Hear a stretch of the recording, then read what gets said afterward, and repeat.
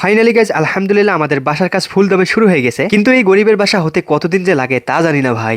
জোহরের নামাজ শেষ করে চলে আসি আমাদের বাসা লাগে নাই, আমাদের বাসা বানানোর কাজ শুরু হয়েছে সেই কাজগুলো দেখার জন্য। আসলে ভাই কাজ তো 2-3 দিন আগেই শুরু হয়েছে, কিন্তু ভিডিও এতদিন বানাইনি ভাই। কি বলবো, রমজান মাস আসার পর এতটা অলসতাগিরি করছি কি আর বলি, ভিডিও বানাতেও ইচ্ছা করে মানে সারাদিন ঘরে বসে বসে কার্টুন দেখি, শুধু নামাজের সময় বাইরে বের হই। তো আজকে ভাবলাম যে না, আজকে একটা ভিডিও করাই যায়। যাই হোক ভাই, ঈদের তো ভাই 2-3 দিন বাকি। এখন হয়তো আমাকে অনেকে জিজ্ঞাসা করতে পারেন ভাই ঈদের মার্কেট কি করছেন, তাহলে আপনাদেরকে বলছি শোনেন, 3 বেলা যে খেতে দেয় এটাই অনেক, ঈদের মার্কেট তো নিতান্তই বিলাসিতা। যাই হোক, তো এরপরে চাংলার এখানে এসে দেখি যে ভাগ্নে কি সুন্দর করে নতুন প্যান্ট শার্ট পরে দাঁড়িয়ে আছে।